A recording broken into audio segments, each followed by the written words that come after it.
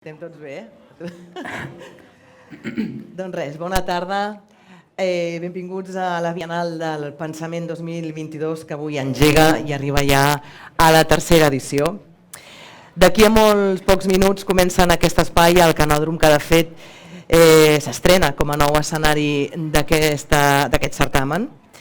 Doncs aquí, com diem, aquest Ateneu d'Innovació Digital acollirà dues sessions que de fet encaixen a la perfecció amb aquest espai on som. La primera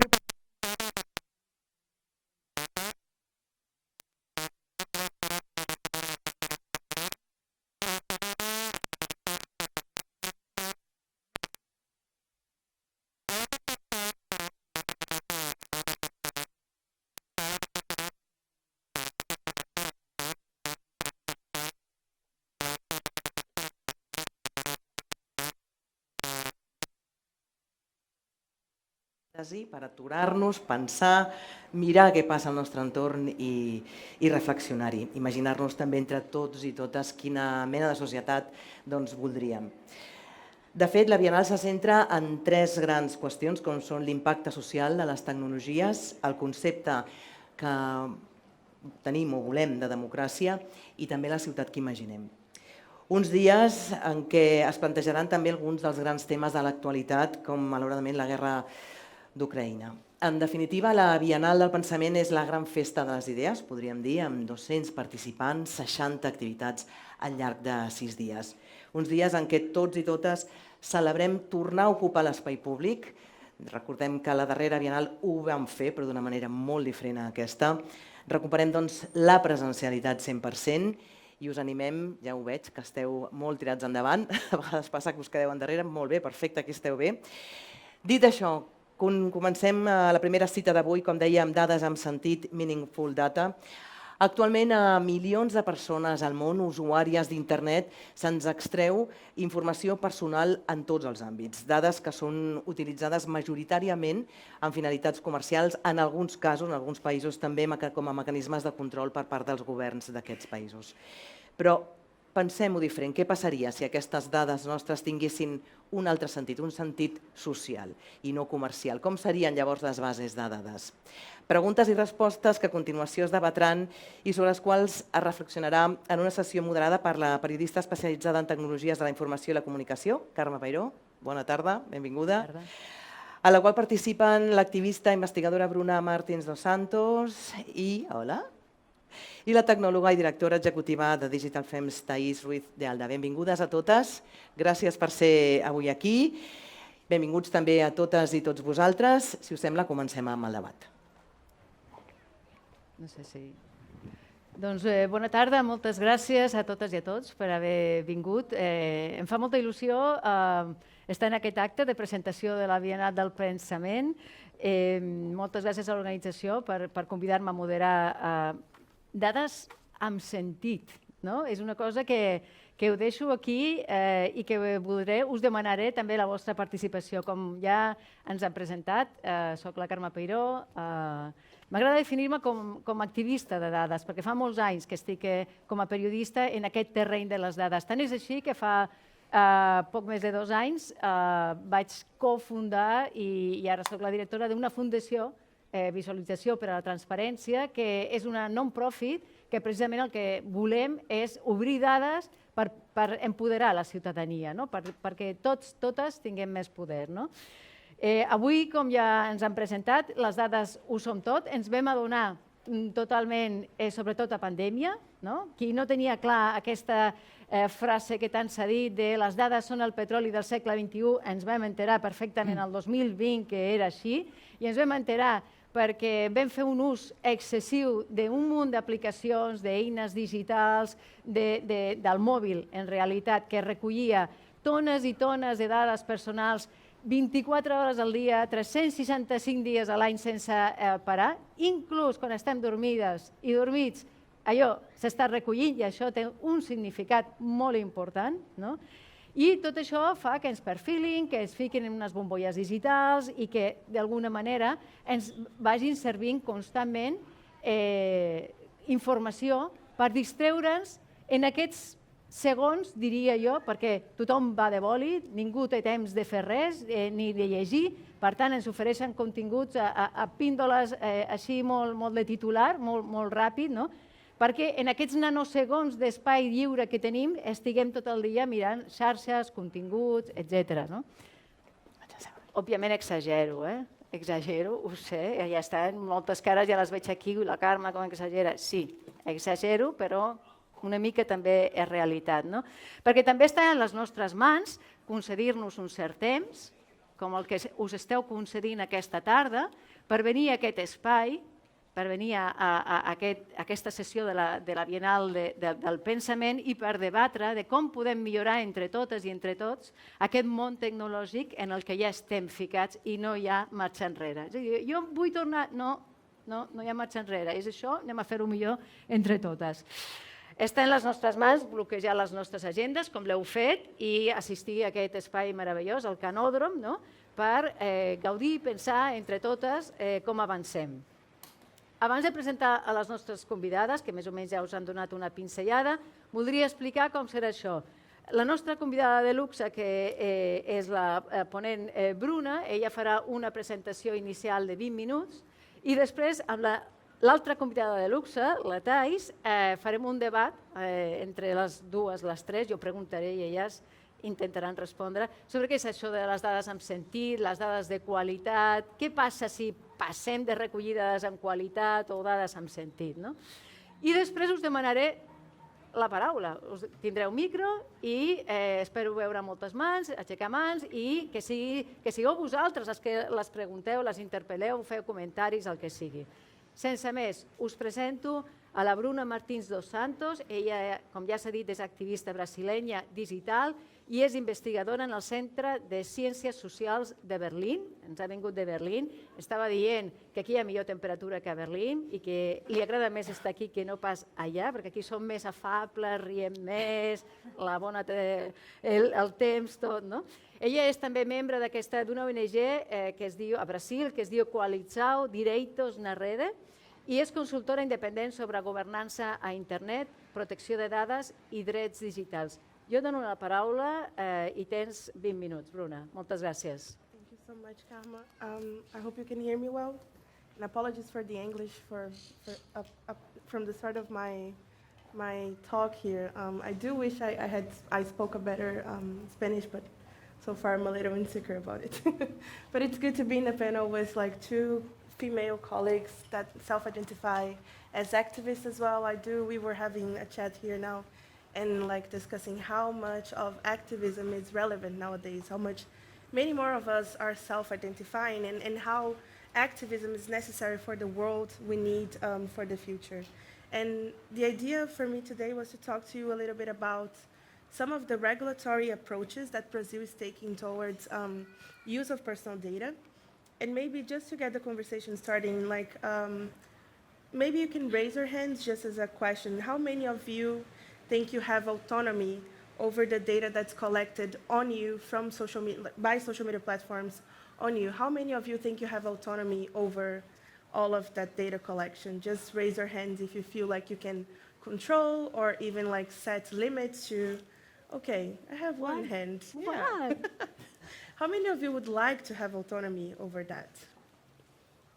Much better, much better show of hands. The reason why I'm asking this is because like we're living in a hyper-connected world. And I could say just like a lot of repeated things that everyone has been saying, like we wake up and look at social media, we wake up and get our phones, but every single of those actions is something valuable that we give these private actors, we give governments and a lot of other actors, and upon which they can trace profiles. They can do kind of literal digital clones from us. They can take Karma and then look at her and like, what does she do when she wakes up? And how do they know that? Maybe because she picks up her phone before getting out of bed, or maybe because she picks up her phone at 6 a.m. every morning, and they live in a world that like can make this assumption of that maybe she's one person that's addicted or like likes to check the news before like having breakfast or something like that.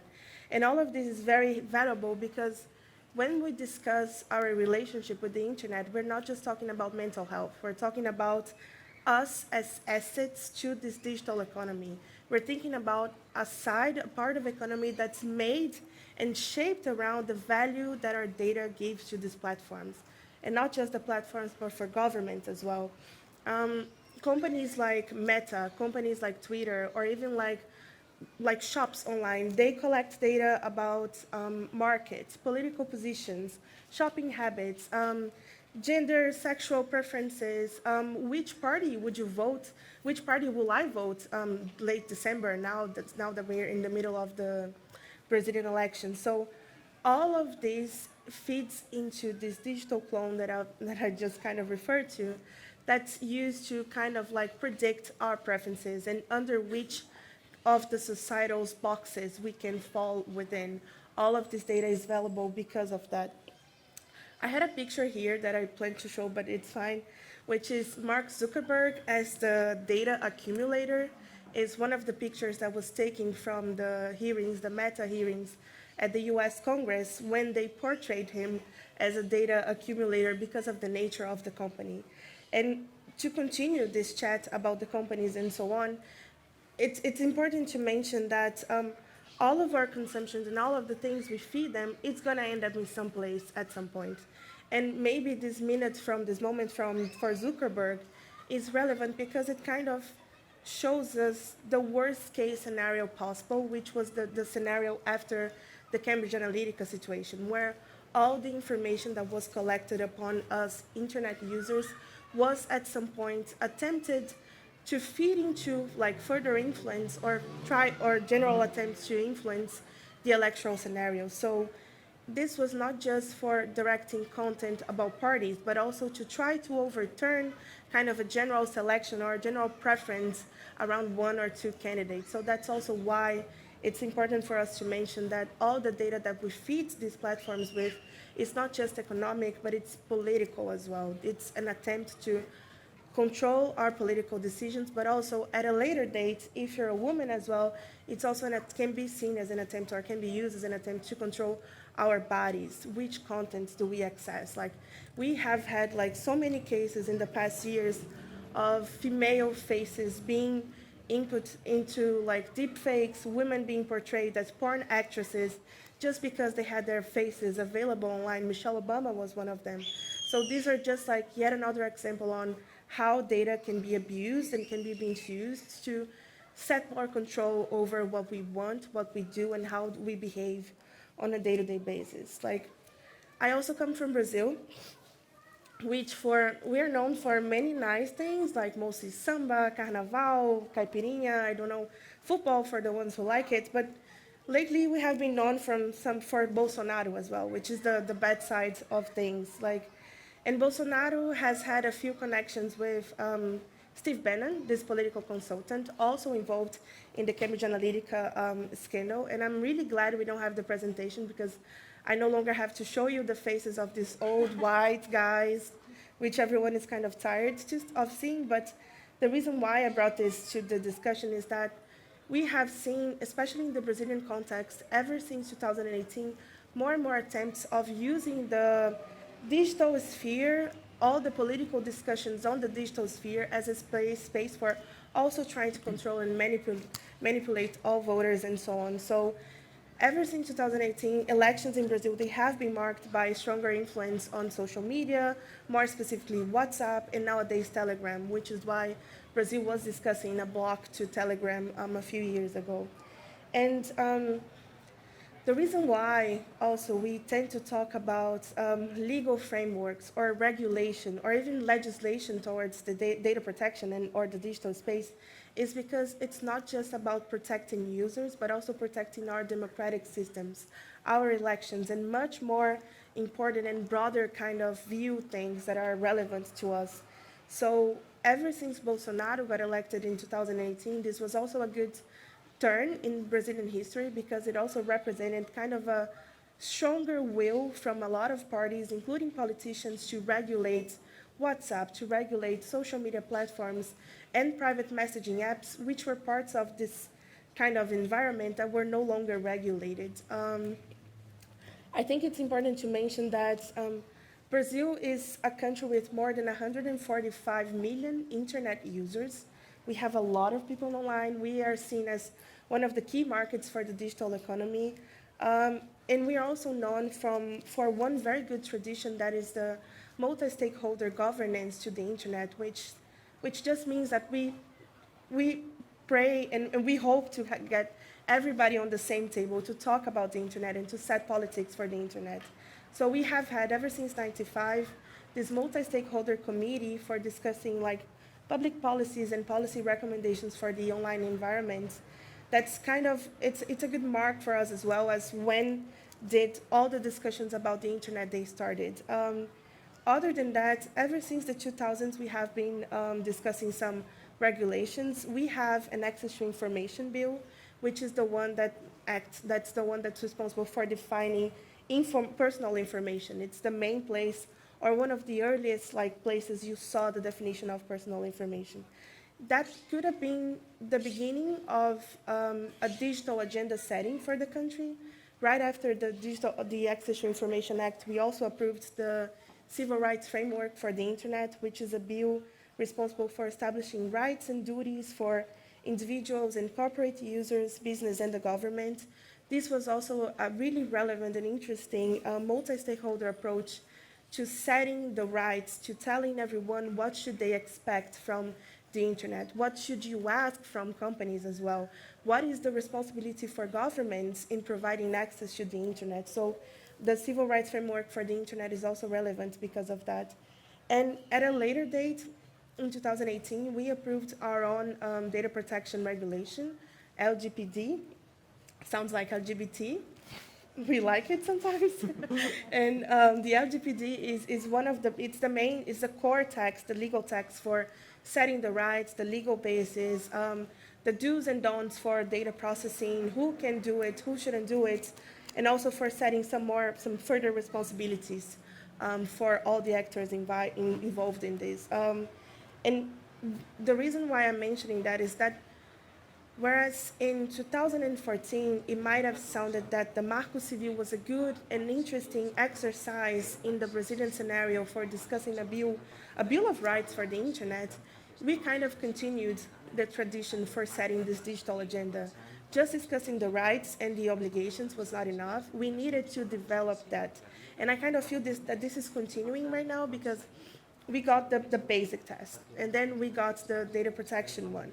And nowadays we're discussing some kind of approaches or even strategies for halting the spread of disinformation, which is also something that's connected to the data discussion because all these bad things, they are shared on us based on our preferences as well. So it's kind of a continued approach with data protection at the very core of the discussion that Brazil has adopted, and also with the broad participation from all over the country and internet users, and mostly like everyone that's part of the digital environment.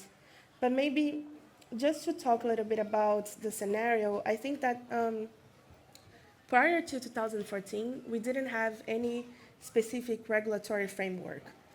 All that said, the only text that said anything about data protection for Brazilians was the Constitution. That can be very broad. That can be very generic. Like for lawyers, that means a lot. But for the citizens or for the internet users, what really is the Constitution? What does it mean? Like, so that was one of the things Brazil really worked on, like ensuring that everyone understood which right they had to have, like which right was feasible, and which of the rights, like general users, they could have. And then until 2014, it was just a constitution, consumer protection bills, or even like some discussions around the country on the relevance of data protection. But then when we approved the Marco Civil da Internet, or the Civil Rights Framework for the Internet, that was the moment when the country started to see data subjects, or us, at the very core of this relationship with the internet.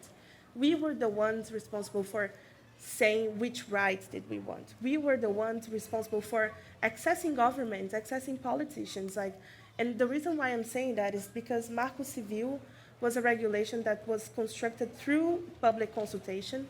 We had over 3,000 contributions for this one bill of text. Obviously, it was rediscussed on the legislative and on the Brazilian parliament, but what means here is that it was in the end Brazilians who told the government that they wanted to have privacy, that they were like that data protection was meaningful to all of us. So that was a way that at least we hope that continues for the future governments and for further discussions on the internet. We need to talk about the internet with users and not just from the politician kind of level, because in the end of the day, it's something more practical than just like talking about platforms and so on.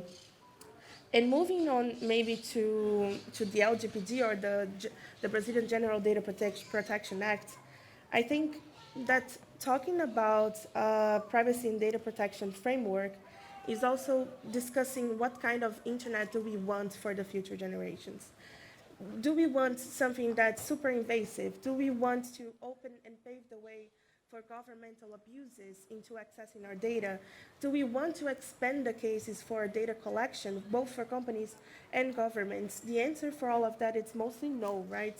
So it's important for us to continue discussing data protection frameworks, regardless of it being applicable to children online or to public safety or more general ones, because it also says a lot about the future of the internet. But our text, normally, it's a comprehensive legal framework, holds consequences for data processing for a lot of the actors, says companies they should reinforce the security measures. If there is a leakage, like if there's a data leaking, they should be responsible for that as well. So it's very kind of similar in a lot of ways to the GDPR or the European model for users' protection in general. The Brazilian bill also holds 10 legal bases for data protection activities in the country, including legitimate interest, consent, but not just that, a few other ones. And the most important thing here is that they're not hierarchical. So one thing doesn't mean more than the other. Some actors can process data for the provision or implementation of public policies, but you can also use this data based on consent or based on legitimate interest. And one thing doesn't really, it isn't more really relevant than the other. And that's one of the relevant things here that we can pick on the Brazilian model as well. Let me see what else. It's really relevant to say that we approved further amendments to our bill as well after that. In 2019, we brought up, we rediscussed a provisional measure that was responsible for setting DPA, so a data protection authority for the country, because the initial text was approved without a DPA. So the implementation and creation of a data protection authority in the country was also the result of a lot of civil society activism and civil society conversations with the parliament, because to what use is just having the bill if you don't have something that's responsible for the implementation, oversight, and even for applying the fines to the abuses and misuses of this legislation. And another thing that might be worth mentioning about the Brazilian DPA is that it's composed by a national multi-stakeholder council. So we're also bringing this kind of intersectional kind of discussions to the data protection space. And it's not just talking from the board of directors level, but it's also discussing the politics and the policy in general with the interested actors and so on. So maybe just to kind of start to wrapping up and so we can have a proper conversation on this. I think that all of these regulations matter because we are seeing more and more the internet being misused. We are seeing a lot of bad actors coming into our online and digital spaces and trying to influence the result of elections, trying to commit more crimes, trying to deceive or bring more disinformation to the scenario. So at least in our country, we have seen a lot of enhanced actions towards regulation and towards how can we think of future perspectives and how can we think of upholding some very valuable democratic things for the country.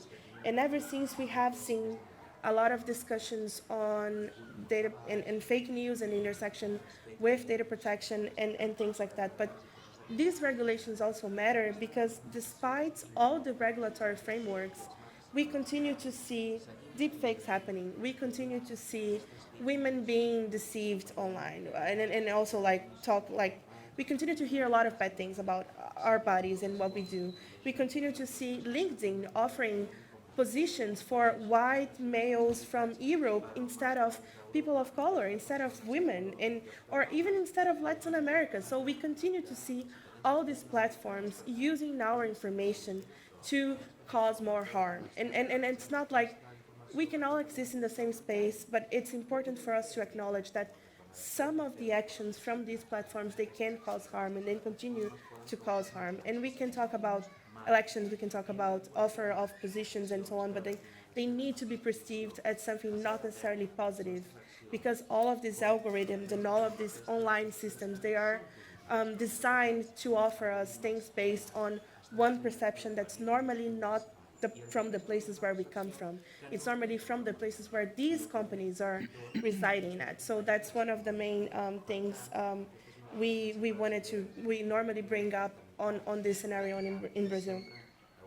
And last but not least, like, intimidations of activists continue to happen as well. We do see a lot of information available online from a few of us, and we do see like some lower levels of exchanges between actors on this as well, because in the end it's something that's really relevant. Like, one of the things that the coalition I'm part of in Brazil has been more vocal about in the last year was for the idea of us having the same level of deployment of the rules for these platforms in Brazil, in Iran, and in the US. We cannot move on for the future and think about the future with like a blindsided application of these rules, or a blindsided application of the privacy regulations, or even like with them claiming that they're not going to fulfill the requests from legal authorities and so on, because this is, in the end of the day, this is necessary.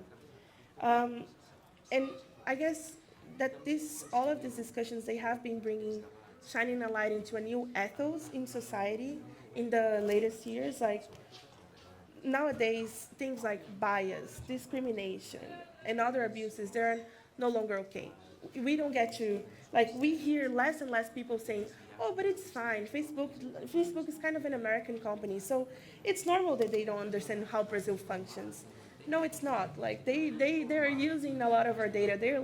They have that one of the main spaces in Brazil, and the use of political discussion. So whenever we see those level of discrimination, it's no longer okay. And all of the discussion on data protection and privacy as well is shining a light on other levels of intimidation and other levels of privacy violations as well. So the full discussions on spyware, the discussion on like more invasive technologies, and even facial recognition is something that is being way more brought into light, just so we can understand that the abuse from like the data use and data processing, it's not just related to the platforms itself, but it's also related to public safety, the provision of services in other areas. So it's really interesting that we're discussing this, because in a world with like rampant authoritarian regimes, the same data that's used for the provision of services is the data that's used to intimidate activists, or can be used to intimidate activists, and suppressing rights and controlling users as well.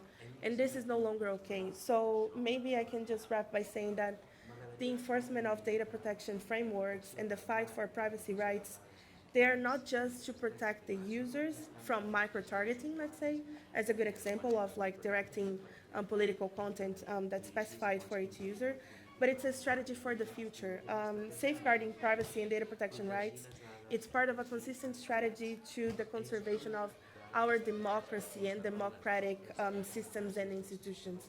So we need to look at this from a more maybe holistic approach moving on, and not just at the level of platforms, but also envisioning what would we like for the future of our countries and nations and societies as well. And I guess I'll stop talking now, but then we can have a good conversation. Thanks. Thank you very much.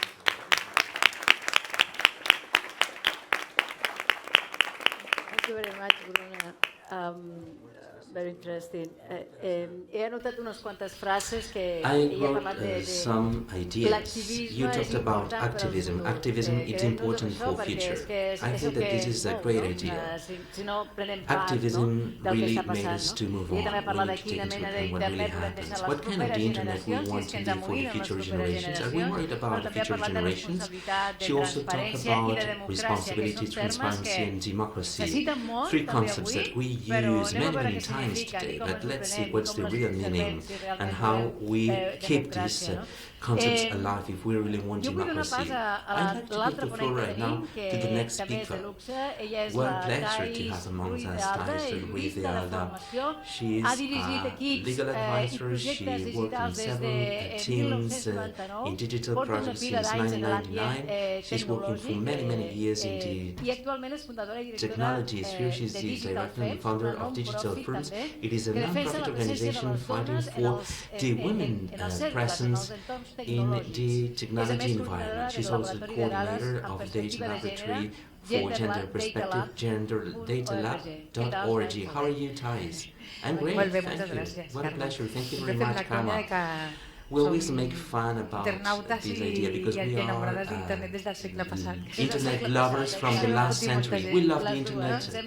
Yes, we had the opportunity to be together in many occasions. I'd like to start this discussion with Thais and Bruna with the title of this session, Quality Data, right?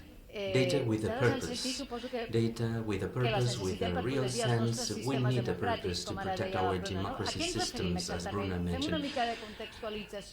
Let's put everything into a context for those listening to us. I'll give the floor to Thais and Bruna. Well, you know what I really wanted to share with you, it is data are never neutral.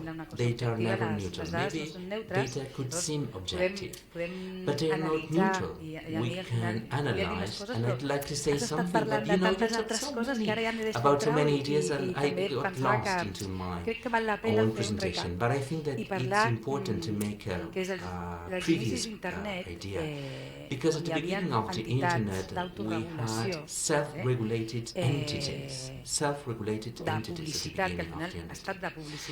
Usually the advertisement companies, they were the creators of the surveillance technology. Advertisement companies, they were the ones that vulnerate rights.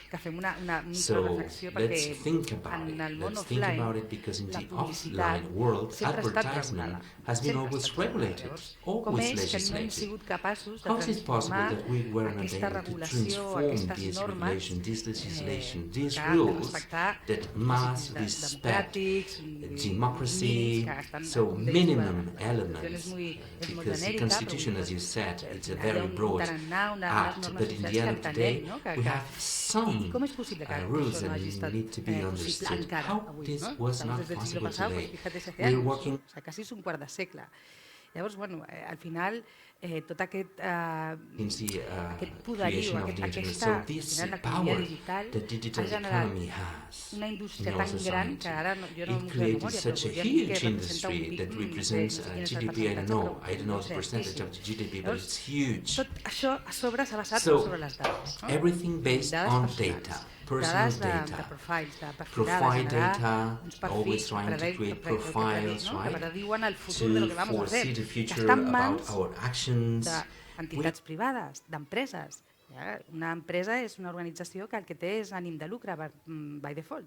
Llavors, quan les organitzacions sense ànim de lucre, les organitzacions de la societat civil, fem una reflexió sobre què ha de passar amb les dades que estan o bé dintre d'aquestes plataformes o bé d'esta plataforma a les altres, perquè s'han inventat unes tecnologies que et segueixen per tot arreu, per tot el internet. Jo soc molt partidària de la regulació i nada de regulació i de definir-ho, i no hi ha manera. L'internet Governance Forum no Internet dona abast, really needs la Unió Europea sí regulation. però no, The European Union is trying to make some effort, llavors tenim un problema. but we have Les an dades no issue són in front of neutres, us. Data però are not neutral. hi ha But metodologies we have per in crear our hands dades que methodologies to siguin create només quality neutres data possibles, and respectant neutral uns data, principis. No? data that I jo will el que volia respect és some principles. donar peu una mica a parlar So d'aquest what I'd like to talk about, it is about issue, this aquest tema, big són les dades en issue, perspectiva de about gènere. this No? Per mi seria com, gender com ha de ser el futur. perspective O sigui, el futur data, ha de how the tenir en future compte should be. The aquesta future should perspectiva a take l'hora de into account recol·lectar o this crear dades, gender no perspective des del when món gathering de les data, empreses when collecting data, not from the que corporate comercialitzen la world meva that informació i que si no trade hi ha more una regulació information. continuarà. We need a Perquè legislation, jo encara no otherwise sé, they will do per it què van a because deixar they que no earn fem? money. Why do Si they no, want to stop les earning dades que and getting existeixen money from més enllà our d'aquestes data? plataformes, Data no, que també beyond són these nostres platforms that i que belong to són, us, these platforms que as tenen el well. potencial de canviar, They de have the canviar el món, potential no? to change the de world, generar data noves that mirades will be able sobre to el món, create perquè a new tenen perspective informació que towards està the world because they invisibilitzada. have No? non-visible I una mica information aquesta seria, inside jo the estic data. passant de los 5 minuts, Well, però I know that aquesta I'm seria exceeding my la 5 minutes, la but meva this would be proposta, no? my proposal to dades you. amb, no? Data dades amb with a sentit, purpose.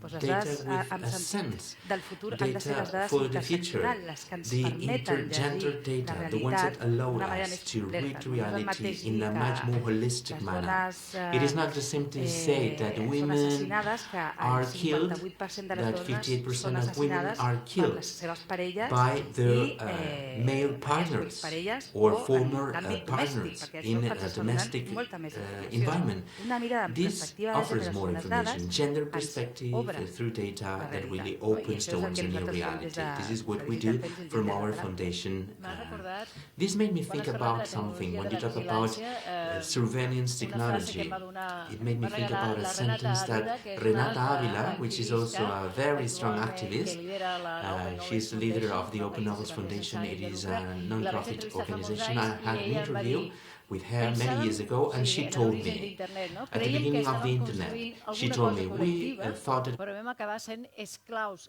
sense sou del nou món digital, no? Que és una mica el que ens està passant. No? Bruna, has mencionat els algoritmes, has mencionat els biaixos, no? Però clar, els biaixos de les dades, no? Que són aquests biaixos els que provoquen discriminacions, també part del que parlava ara la Thais, no?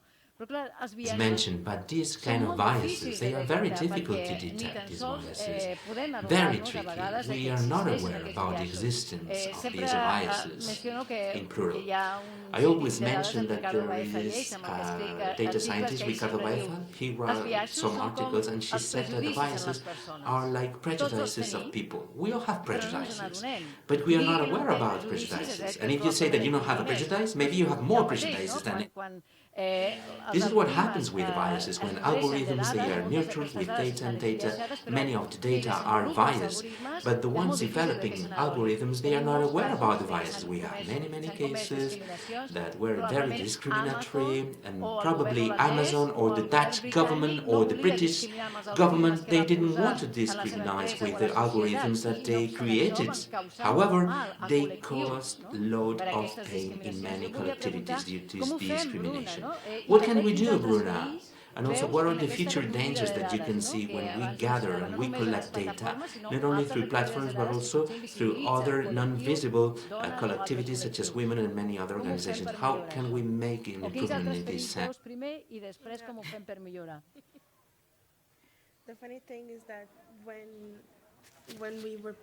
I was preparing this talk, I was also chatting with a friend, Mariana Valente, also an activist from Brazil, also an academic working in this intersection between data protection and gender as well.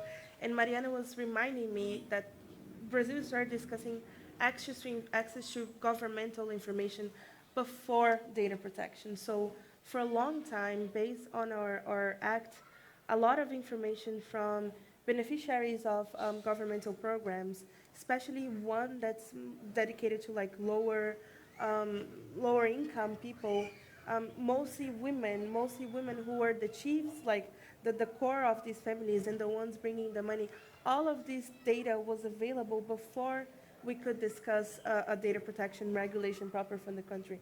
Might have been some relevant and interesting type of data to have, but in the end we were also like to some extent, exposing these women and exposing that mostly they were the ones that to look for jobs and to also try to bring some money in, and they were also the beneficiaries of this program.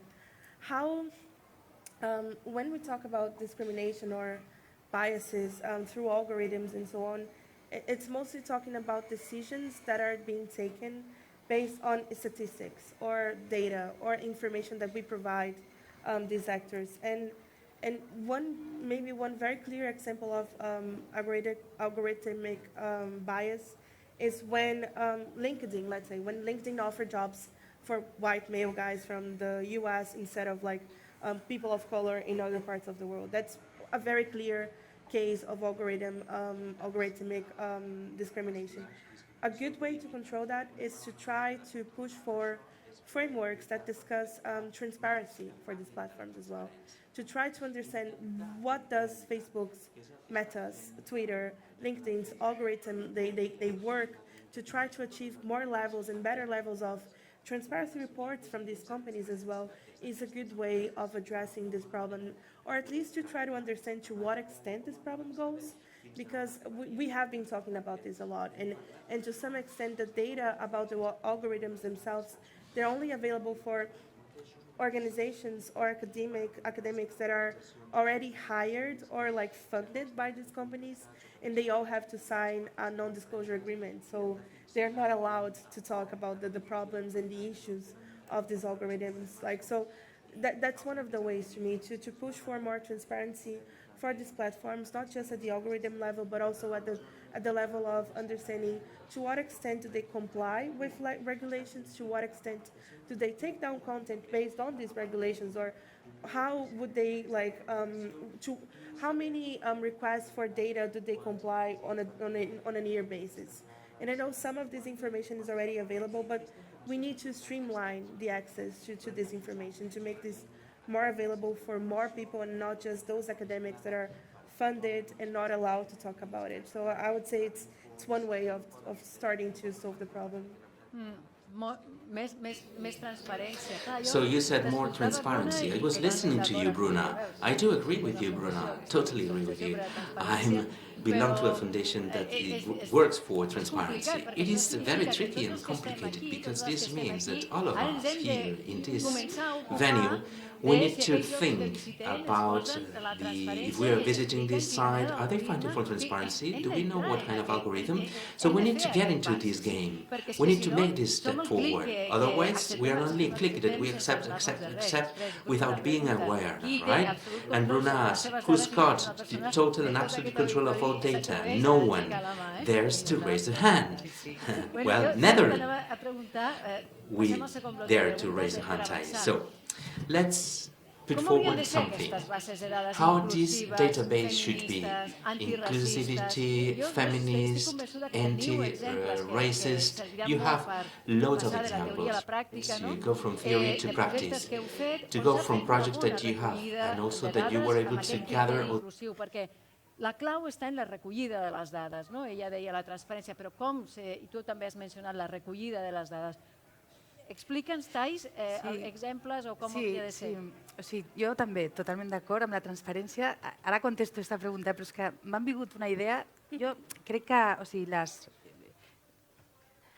aquest origen inicial dels anys 90 de la publicitat digital, hi ha unes plataformes que es diuen DSPs i allà tu tens tota la informació que si tu un anunciant if you are advertising something, you have access to the information. A great proposal would be to standardize this and full stop. That's all.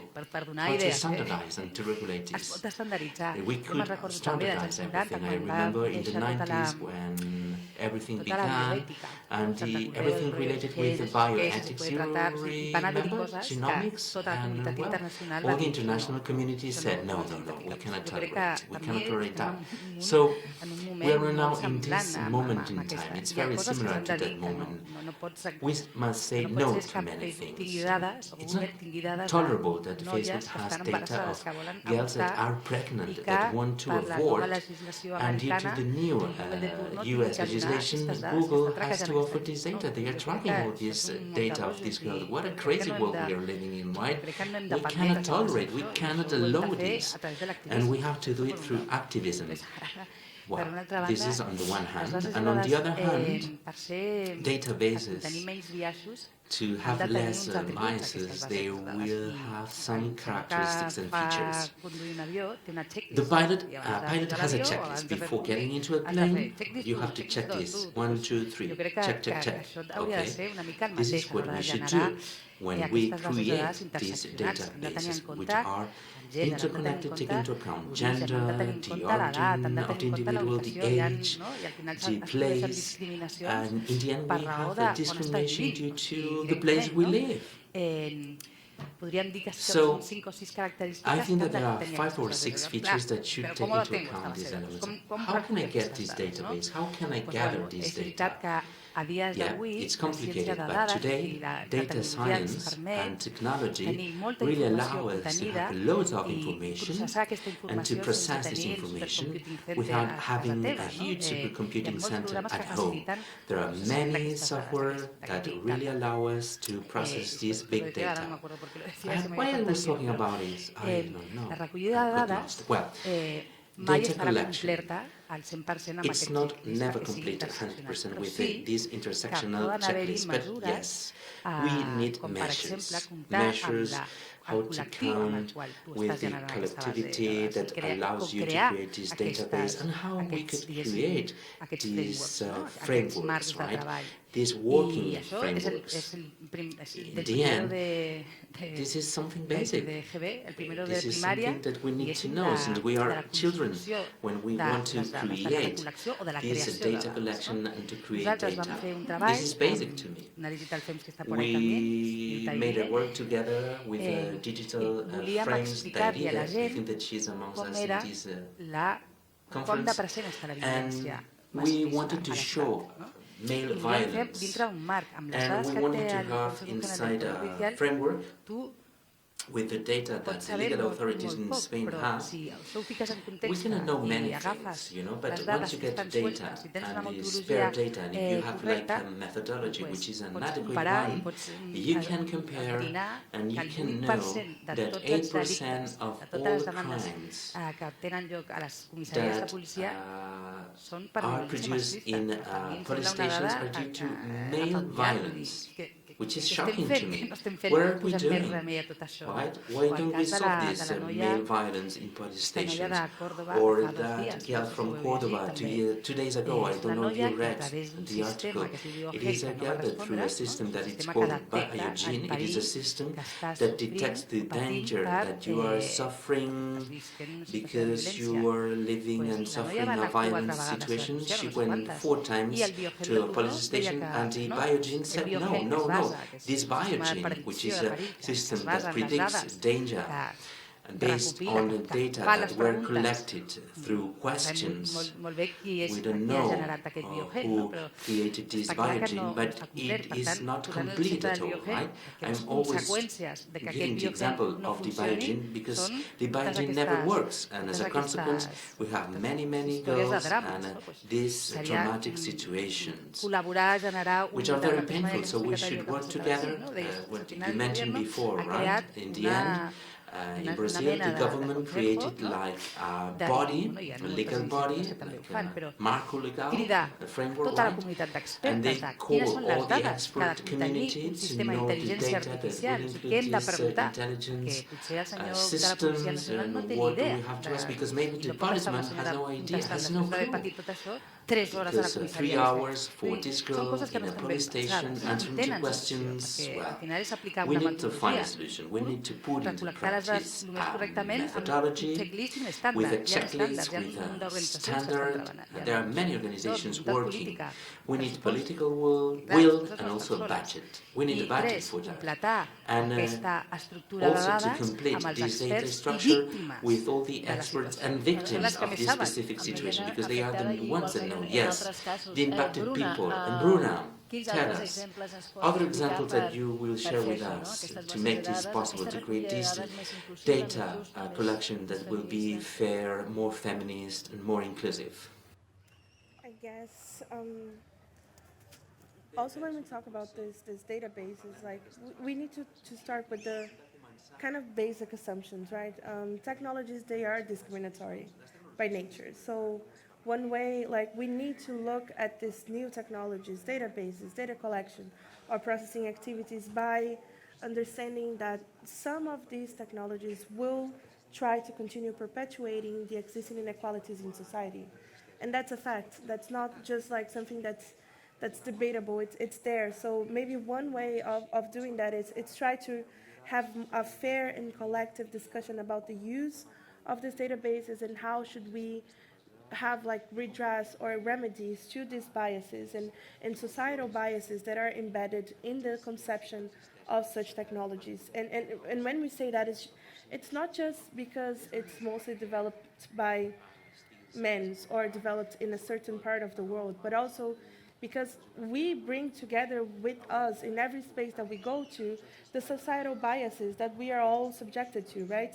So if you're somebody that didn't face a lot of discrimination through your life, you might have a more like positive approach in life or to technology and just think that the world is very colorful like that. So one basic way for me would be to acknowledge that they would be perpetuating inequalities and try to understand which of the inequalities they are putting forward.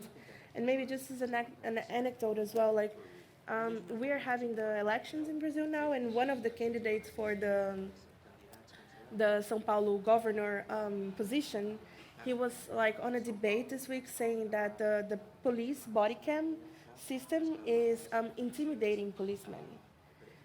But the actual data is that it stopped policemen from killing people.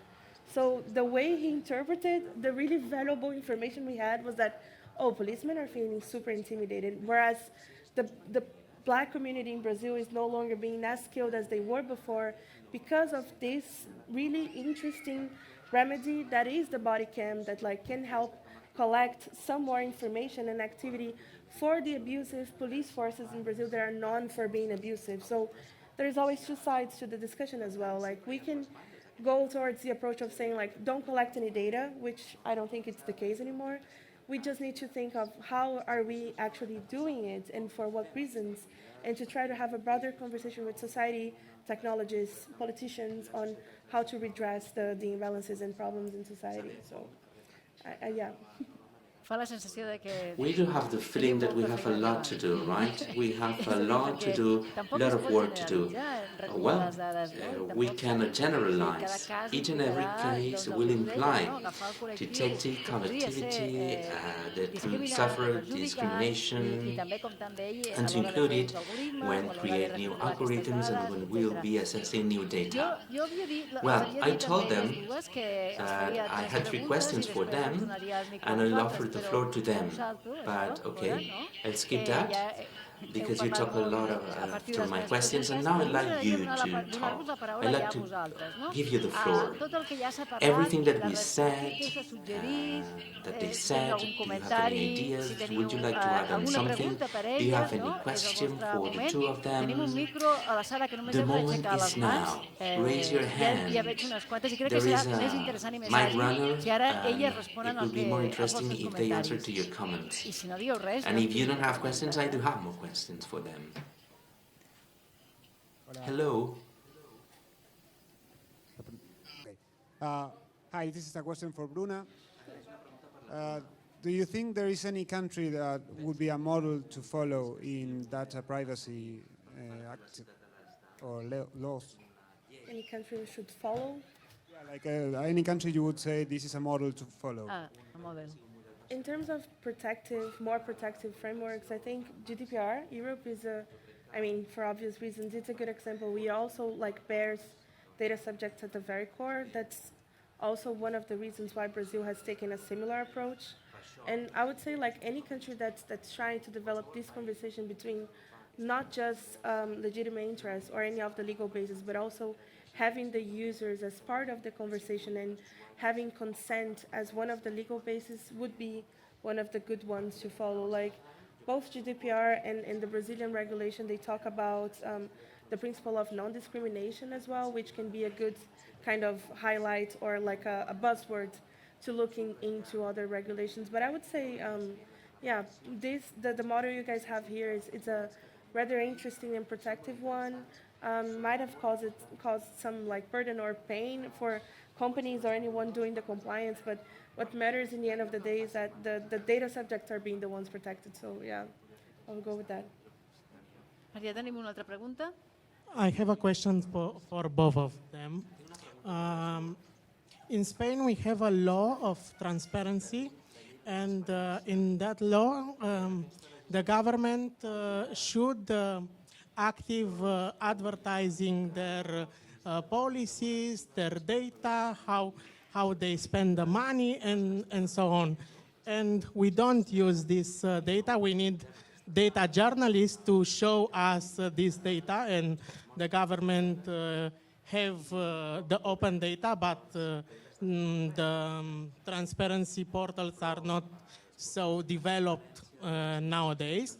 And secondly, we live in a social media where the people are in an information bubble, and how we can help them to escape this bubble in order to free them to take decisions for elections or for themselves in their neighborhood. Qui vol començar? Sí, ja començo. There's to answer. Thais and La afterwards primera Bruna. pregunta era sobre la transparència. As for the first question, had to do with transparency. Transparency law? Transparency law? Sí. Bueno, es que Well, la ley de transparencia que vino muy as tarde, for the transparency law muy tarde en that España, o sea, recuerdo came que into hace force very, very late. It was in 2012, muy tarde, 2013 in creo que era de los Catalonia. It pocos was países very del late. Consejo de Europa que no tenía We ley were de the very few transparencia pasada el countries of the 2010. Council of Europe that didn't have También this requiere, transparency law. It aparte really de funcionarios, requires personas que trabajan en la civil administración servants que and people entiendan cómo se working in the public hacer, administration that will ciudadanos, understand how things will capacitaciones happen. digitales para poder When it entenderlo. also Data journalist es digital el futuro para mí, skills, pero no todo el mundo tiene capacidad. data journey, it's a Yo future creo que to me, debería, but o sea, para mí, nobody has en the los future institutos and the están knowledge. I think enseñando that in empresa, que está muy schools bien, we pero are igual teaching también tenía que haber un some apartado de ideas, datos, but we porque also need la some sociedad del data futuro es una sociedad parts, datificada, because o sea, data tienes is que tener also, you capacitaciones need to digitales have para digital entenderlo. skills to understand Sin data. esto, Without no hay futuro. this, Y there lo is no mismo en las future. administraciones And the públicas. same Hay muchos, happens o sea, with yo ahora no public tengo en la administration. cabeza de la línea de cómo se llama el curso, pero in my mind, Ismael está haciendo ahora cursos, course. está Yes, haciendo cursos Ismael ahora de is capacitación a los funcionarios para, teaching porque el funcionario lo civil que le da, servants yo because trabajo en civil la servants, I work in the pública public administration, y he encontrado amantes and de su I trabajo, o found sea, people that flipao. really love their Yo y work. mucha gente, que decir, hay grandes Many amantes del people, servicio público, people that really pero love tienen mucho being a miedo de public publicar servant, but información, porque there's no hay nadie que sea el care verdadero to owner publish the de esos information datos because a there los are cuales se les no tiene que dar la cara. owner Entonces, data. en realidad es como si tuviéramos So que in el futuro reality, it's like requiere que the cambiemos future really el requires mindset to change de our las mindset capacitaciones. Ya lo están about diciendo, al the final no hace falta que trainings estudies una and carrera, con que tengas skills. 3 meses de formación, You muchas only horas need the 3 months para of training cómo comprender in a very datos, dense cómo manner to better gestionar más understand data and how to transparentemente la better información manage pública y cómo public generar a lo information, mejor how esos to create datasets, those pues data estás haciendo un sets. servicio público de la So pera limonera. you are Yo making creo que a va un great poco por ahí, no te he contestado muy job concreto, for pero society. apuntamos a futuro. So Jo- we jo, are si aiming vols, towards the afegeixo future. alguna If you cosa allow per me, I'd aquesta like part to de add la on llei de something transparència i després, for this Bruna, transparency crec que law entra and l'altra Bruna. part de la teva You talk pregunta. from your own Bueno, no només perspective. va arribar tard la llei de the transparència, transparency law sinó que a really més, came into el force que tu very, dius, very late. has comentat els You periodistes de mentioned dades, about the data periodistes de journalists. dades, la Data feinada que també journalists, tenim what dins de a la professió hell per of entrar work en we aquest have món, no?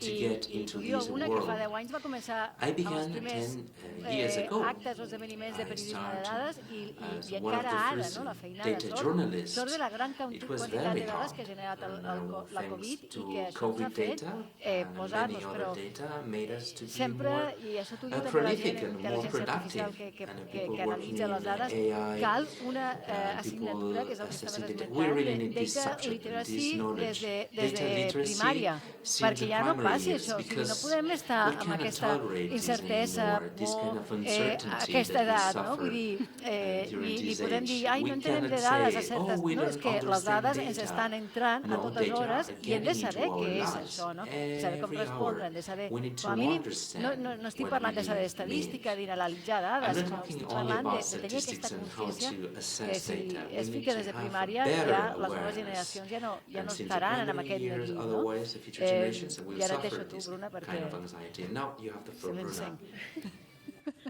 No, the talk about transparency is something that's very dear to me as well. But unfortunately, Brazil is going on the other way, right? Like Bolsonaro has been using the data protection regulation as one of the main justifications for denying access to data. So he's adding a lot of things into like secrecy regimes. He's just hiding everything from the society. And anyone that's working on any research or anything related to the government or the federal government, you can just see that there's so many things that are no longer on active transparency, but are hid between like a form that requires your social security number and your name to have access to these informations. And whereas a few years ago, this might have seen as something, I mean, a little concerning because you might be subjected to intimidation from the government. Nowadays you will be intimidated by the government. Like I have heard so many cases in the past days of people that are being like actively searched by the government just because they asked for information. So that's kind of something really sad to us, but yeah. That's one thing. But we did invest in the same strategies. We did have a lot of capacity building for governmental officials and so on, just so we could have everyone in the same page about the relevance of transparency and so on. About the other question. Yeah, about the filters. Yeah, I think it's the $1 million question nowadays. Like in Brazil, as part of the Coalizão Direitos na Rede has a campaign for social media regulation. And one of the things we have been asking in this campaign is for users to have control back. So we need to be able to set our preferences. It's no longer platforms setting the preferences based on what we feed us, but we should be able to say, hey, I want to have access to Bolsonaro's content, but also Lula's at the same time. It's not just because I live in, let's say, in Berlin that I might be prone to voting for Lula and therefore I should just have access to that. So we are advocating for more control over those algorithms, and I think it's one of the ways. The other options would be also digital literacy situations, but I think we are far too deep into this kind of little groups, little realms, and the filters and so on for just digital literacy to be able to break up these bubbles. But it's also one of the strategies, maybe. Yeah. Yo quería completar que en I'd España, like to complete on something because in Spain, regulation allows you, in order to complete your question, it really offers you access to the information, but I had to send an email to the national police. It's not funny to send this email. To me, this is not respectful at all about my privacy rights and my own rights. And the information that can offer you really lacks this ability or this process information with the intersectional perspective. At the end of the day, you are asking for data, it's much better to have it rather than have it, but would be the price that you'll have to pay for it. So in the end, this is kind of tricky. I think that we have more questions at the back.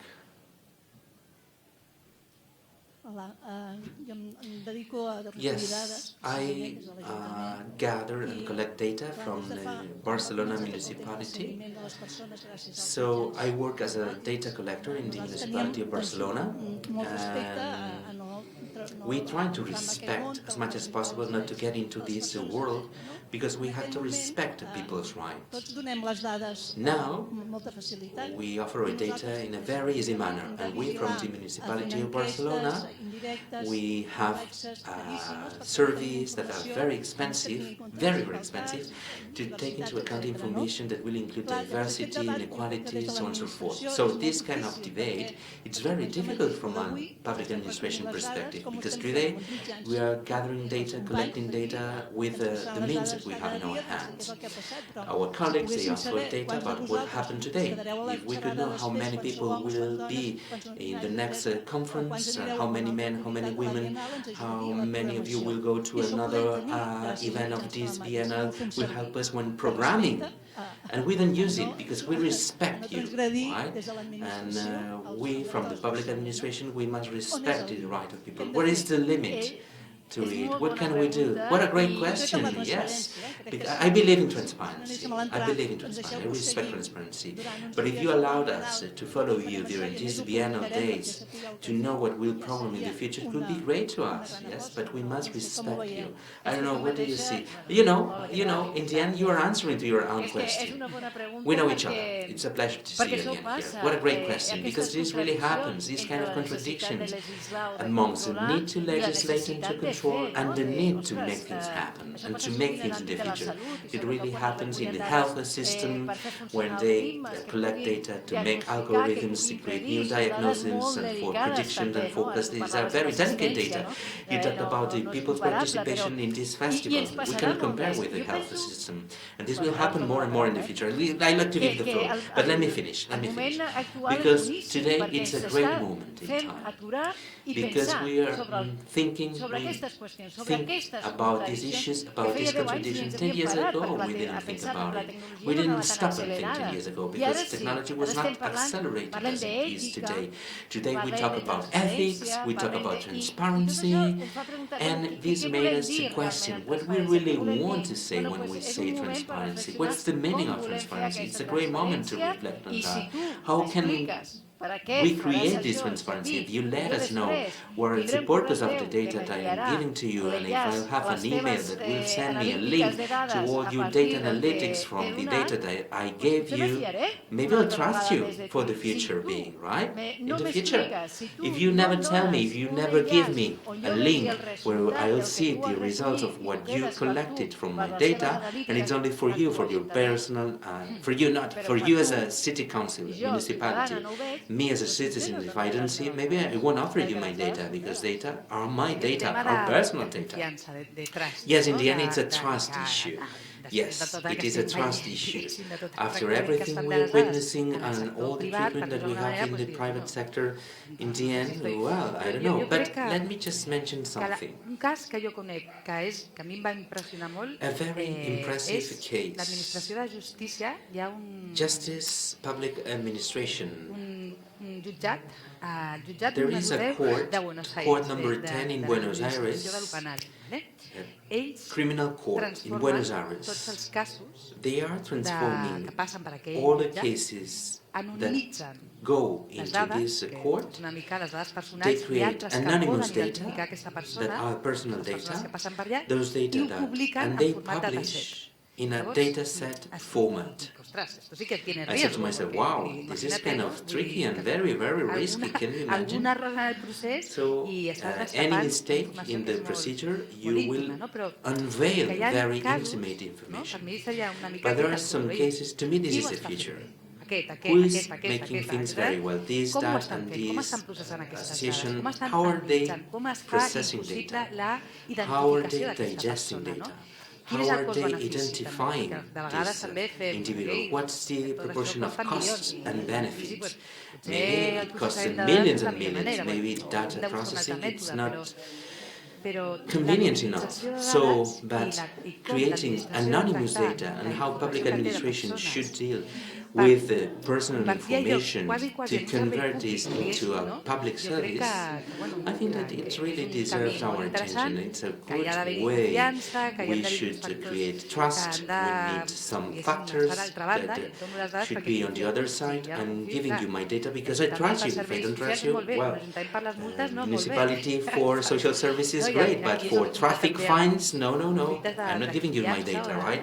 So this is the trust that we need. So at the end of the day, with these two, anonymity of data to offering interesting information, we have so everything that goes through the court in Buenos Aires in Argentina, it's published. Bruna, what can you offer as an answer to the question with this contradiction? I agree with you both. I think it's a matter of trustworthiness as well, and honestly, I do think that maybe authorities, whether local or federal ones, they could be a little better in showing us data subjects that we can trust you, honestly, because it's obviously like all this collected data from, let's say, a festival or from a conference, they can have a really interesting and added value for understanding who is the public, who is the audience, why are you talking about these subjects, or how the local authority can sometimes even act on these topics as well. But it's not just like handing the data out, it's also like, because when a festival such as this one like hands the data out, they also need to inform all the data subjects that gave their consent, saying, yes, you can use my data for this one purpose, that is the festival, that they are giving this to someone else. And this might sometimes even be interpreted as kind of like a change in the initial reasons for upon which the consent was given. So, and maybe I would just like say that it is a matter of trustworthiness. Governments could do a better job into allowing us to understand their reasons for trying to access this data. Sometimes can be for very innocent and relevant reasons, such as understanding why is this festival happening, or what are the topics being discussed. But in other times, you can end up in the situation where my country is at, where they created like this centralized database for every single governmental agency to access, even law enforcement ones, and with data from activists as well, or even like politicians. And we know that this doesn't always go well, right? So yeah, developing safeguards and also like limiting the access exists for a reason, and it's not just for making governments actions difficult, it's for protecting users. So it's kind of the equation is the other way around, like not making life difficult, yeah. Alguna pregunta més des del públic? Do we have more Comentari? questions Tenim un from parell the de mans. audience? We have two questions here. Primer, el noi que hi ha al darrere, i després vostè. Vale, merci. Yes, I'd like to ask you something about the specific cases you mentioned before, the biogene and so on and so forth that usually appear in the news. Well, I study data analytics, and we were taught that there is no AI able to forecast 100% the future results, and we will always have some errors and mistakes.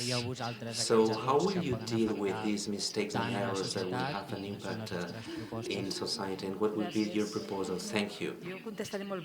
I'll try to be very brief because I do have the feeling that we must speed up. Anyway, after, if you want, I'll offer you a link. There is a survey that was made by a researcher. She is Ana Valdivia, our dear Ana Valdivia, and she analyzed together with justice, because biogene we have one here in Catalonia, we have another in the Basque Country, and she made an assessment of all the process together with the justice, because the justice, he got a paper from the statement of the police forces, in a paper with, offset paper, written in a typewriting machine, with a board clip, crazy. And suddenly, she got the assessment of the system, the AI system. In the end, it's kind of a survey. Once you are in the police station, you have to answer. It's 3 hours. 3 hours of answering a question, right? 3 hours long. That's not good for someone suffering a crime. And that individual, well, ha donat resposta a offered tots els punts, an answer to diguéssim, all a the millorar en items tot aquest that should procés a improve partir in de the la whole casuística, a procedure, partir de taking into l'anàlisi account the different cases and tiempo the real, different diguéssim, amb un real-time jutge, assessment i together with a veient com justice. evolucionava And she was able to tots see els the casos que evolution arribaven of amb all the falsos cases negatius, that had false Ja dic que el negative 40% són falsos answers. negatius. And she says that 40% false negative, 40%, because the system doesn't work in the end. Aquesta investigadora també dona And she, the researcher, she's giving us an answer. de design justice i altres Design justice and many other methodologies that say who is making des the d'on questions, parteixen who aquestes is preguntes, què han de questioning, respondre, què està buscant, what do we have què to fan, a answer què fan through the referència aquestes questions. preguntes. No? What's the reference of the questions? 60 preguntes We have que around no són 60 accessibles. questions that are not Nosaltres accessible no to the podem veure, general no hi ha public. transparència, no If there podem is no saber com podem transparency, we millorar això. cannot know how A to no ser improve que that. sí, això que estàvem dient abans. So that's very tricky. Web, This is what we said l'acadèmia, together with the que justice and the per tant, academia. crec que és millorable en We need to improve that. Si vols, We must improve partiré that. aquest I'm link going to perquè share with you this link molt because it's interessant very d'estudiar interesting to i me. estic enrotllant This overview, I'm talking too much Són anyway. molts passos So que s'han de many canviar, steps són that millorables, should no change, costen molts that diners. should improve. It's not very És molt expensive to tot, perquè al improve. final la That's very intel·ligència important artificial, because en in lloc the de que estigui AI, invertida en coses que instead siguin una mica més útils, investing of estan useful invertides things, they are en investing qüestions que in afecten issues a les that really dones impact que a sobre women han that, de well, accedir a they have l'administració de to get justícia perquè access to the pateixen justice l'administració de administration justícia. because they És una mica suffer raro, no? an unfair situation.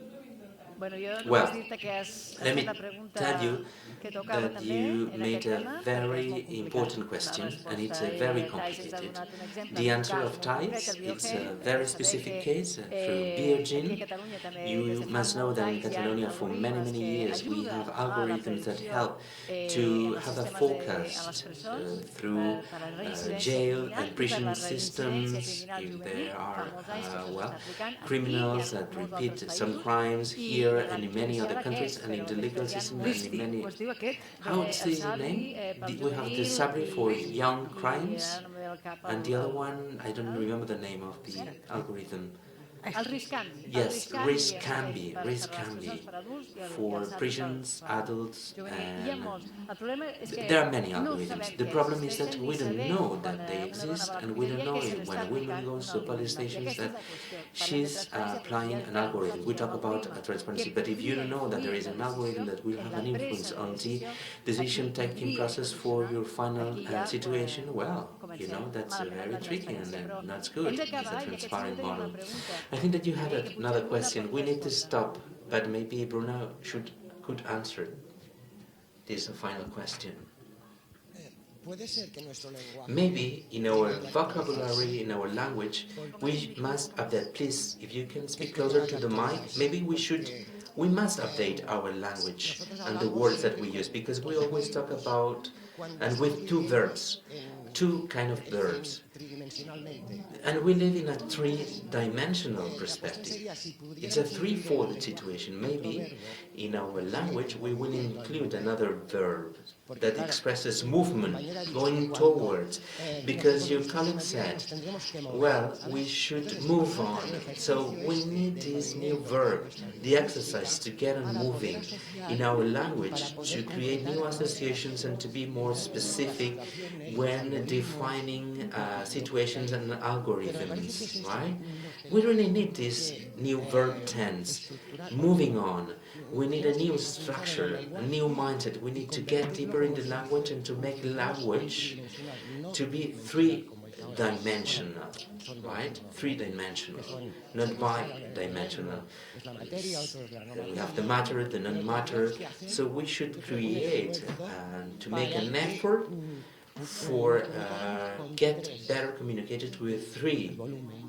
Volume, I don't know. Is this maybe a proposal for AI and algorithms? Well, what a great comment. We must conclude, but let me just ask you a final tweet. 140, just a sentence to throw to our dear audience that was so committed with us and follow us very closely. Bruna, go ahead. Yeah. Un último mensaje. Sí. I think it's based on my initial intervention. Like when we discuss anything related to data protection or how to develop those frameworks, it's also good to look at the bigger picture, not just at what's happening right now. And it's good to remind that this is also a discussion about our futures, our future societies, the future of the internet, the future of our relationship with new technologies and so on. So stop thinking about the immediate solutions and looking at the bigger picture, kind of holistic approaches to this issue as well. So, yeah. Gràcies. Thais, Thank you, Thais. Your final tweet, what would be? My final tweet would be something like that. Estamos en un cambio de era. We are changing Estamos en un cambio de era que necesita times. pensamiento crítico. We need critical thinking. Y nunca es tarde. It's never late if the purpose is good. Data literacy que estábamos diciendo. Data literacy, this is what we mentioned before. No one knew what was the HTTP 30 years ago. What is a database attribute? Is this something accessible? We need to know more, we need to vindicate more our data. Data literacy for a better future that is really waiting for us, and we must modulate this future onwards. Otherwise, it will be very difficult. So let's get organized as civil society, let's put into practice the knowledge and the skills to fight against injustices. Critical thinking, activism. Thank you very much to the two of you. Thank you very much to our dear audience. It was marvelous. Thank you so much.